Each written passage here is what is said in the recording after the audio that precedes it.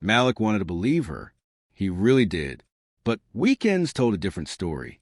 She'd sleep until midday, laughing at private texts she never showed him, eyes fixed on her phone like it was more important than the world around her. When she did glance his way, her look carried a blend of disinterest and quiet disdain. Somewhere along the line, he had shifted from being her partner to becoming background noise. Her family once adored him, back when he was under their cars, fixing engines for free, or mowing lawns without being asked. Now, none of them bothered to call. His own friends stopped reaching out, too. He was always working, always hustling. Slowly, Malik began to feel like a ghost inside his own home, drifting from room to room, picking up after people who acted like he didn't exist. Still, he didn't stop. It wasn't in him to quit. He was wired to keep going, work, provide, repeat. He worked late shifts, driving nights just to cover the payments on Tiffany's brand new BMW. He silently footed the hospital bills for her mother without ever mentioning it. When Andre needed braces, Malik gave up something personal, his cherished comic book collection from childhood, the last piece of a simpler past. The celebration was Tiffany's idea. She'd just become the youngest black woman to make senior partner at her law firm, a huge milestone. Malik was proud of her, sincerely. He sat quietly while she rattled off every detail of the party. A rooftop venue in Buckhead, elegant catering, signature cocktails, even a live string quartet. She was glowing with excitement. He just did the math in his head and paid every bill behind the scenes. To afford the final invoice, Malik sold his custom-built motorcycle, the one he had spent years restoring piece by piece. The evening of the party was thick with Georgia heat and buzzing cicadas. Malik put on his sharpest suit, freshly pressed, and tried to match Tiffany's excitement. She looked amazing, regal, powerful, like she was already stepping into another world. With Andre staying at a friend's place, Malik drove Tiffany to the event. He opened the car door for her like always. The rooftop sparkled with city lights. As soon as they arrived, Tiffany was swept up in a crowd of co-workers and friends. Malik stayed near the edges, filling her glass, adjusting decorations, tipping the valet.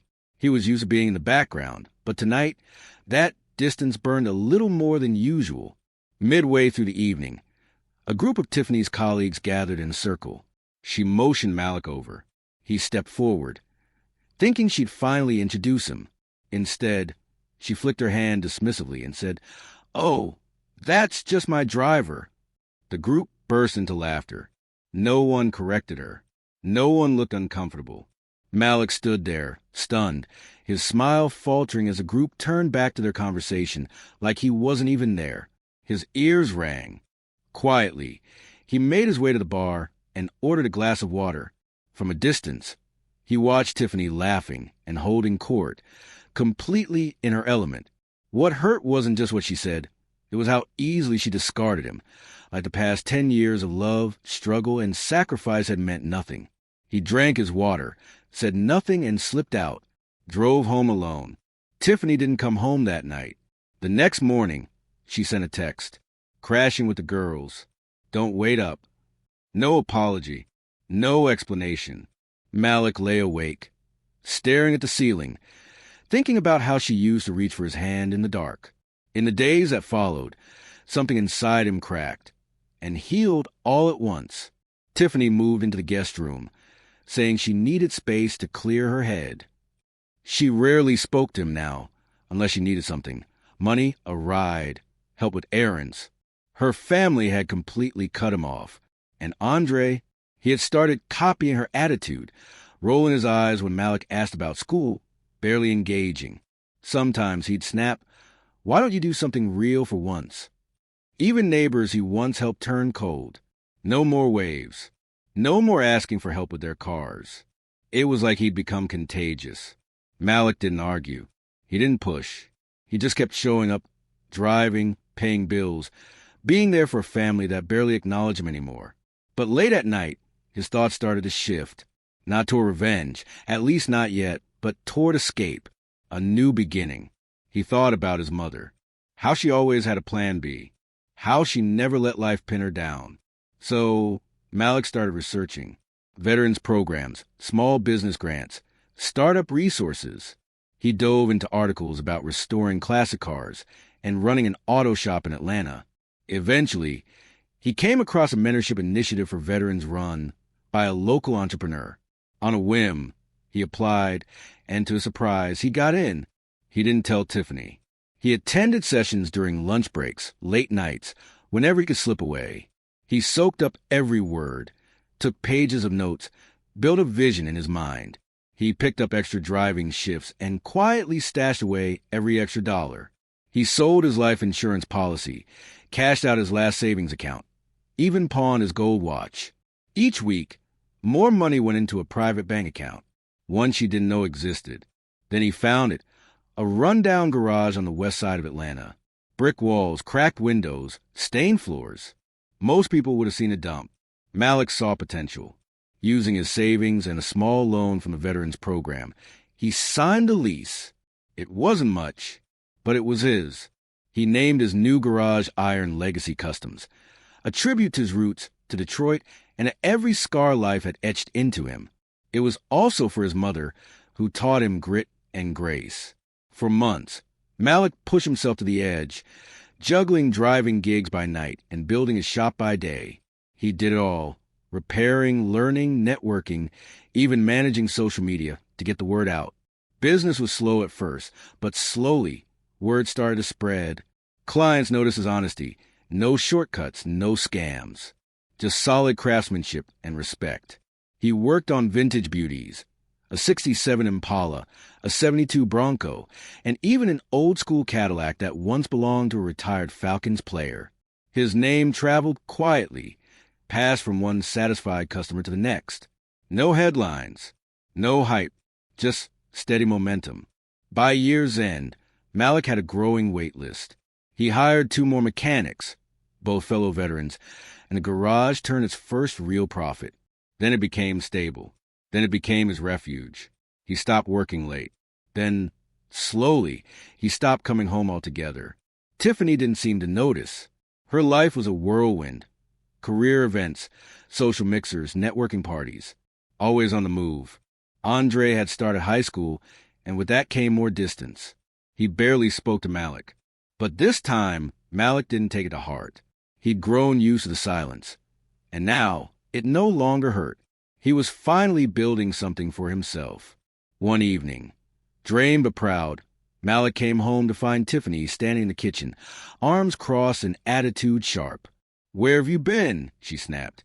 "Working," he replied calm. She rolled her eyes. "Driving more rich people around?" Malik shook his head. "No, building my garage." Her face froze. "Garage? What garage?" He just shrugged. "Doesn't concern you." A week later, he packed a duffel bag, left the house keys and a short note on the counter, and drove away in the very Impala he once restored with love. No yelling, no final fight, just quiet resolution. Tiffany never called. Andre sent one message. "Why are you leaving?" Malik responded simply, "Call me when you're ready to talk." He never got a reply. Months rolled by. Malik stayed focused on his work, on the tight-knit team he'd built, on the simple piece of a life no longer filled with disappointment. He rented a modest one-bedroom apartment in the West End, started cooking his own meals, spent weekends fixing up old motorcycles. He reconnected with his sister in Detroit, sent money to his mother, and for the first time in years, felt the weight in his chest ease. 2 years slipped by like warm rain. One sticky summer afternoon, on his way home from a client's house, Malik pulled into a gas station. As he stepped out, a voice called out his name. It was Monica, one of Tiffany's old friends from the firm. She looked uneasy, shifting her weight from foot to foot. "Hey, Malik. Wow. Been a long time." He gave her a polite nod. "Yeah. How you been?" She hesitated, then blurted, "Did you, hear about Tiffany?" He shook his head, playing it cool. "Nope. It's been rough. Something went down with the firm. Some kind of scandal, mismanagement of Hugh's account, I think. She got let go.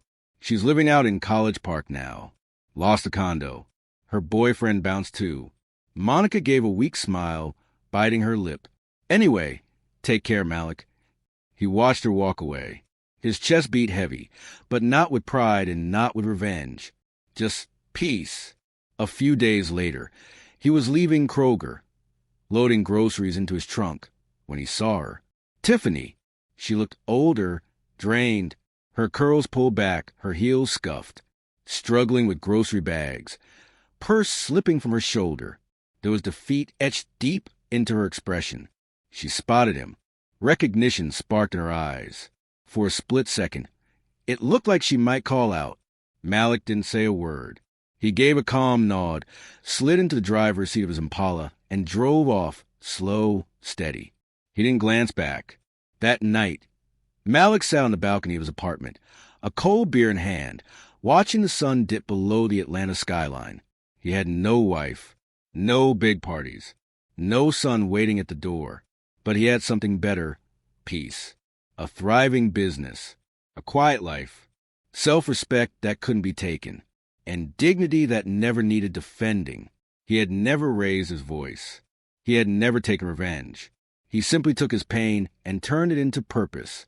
Tiffany, her family, even Andre, they faded like fog in a rearview mirror, leaving Malik surrounded by the light of his own resilience. People love to talk about karma like it's a loud thunderclap or some dramatic downfall. But Malik knew better. Real karma is quiet. It's private. It's a man cruising down his own road in a car he built with his own hands, away from those who never truly saw him. He was never just a driver. He was the engine, reliable, relentless, built for the long haul. The betrayals, the humiliation, the laughter at his expense, those were just rest stops. Now, with the city lights flickering below and the wind soft against his face, Malik finally smiled. He had learned his mother's wisdom. Build your peace. Let the world chase you. If this story touched you, please give it a like, leave a comment, and share it with someone who needs to hear it. Subscribe and hit the notification bell so you never miss another powerful story.